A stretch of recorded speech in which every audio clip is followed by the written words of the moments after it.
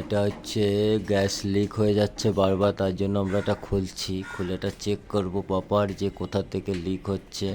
আমরা গেজ করেছি এটা কন্ডেন্সার থেকে 99% লিক। তাও আমরা খুলে এটাকে পুরো টেস্ট করব এবং রিপেয়ার করার চেষ্টা করব।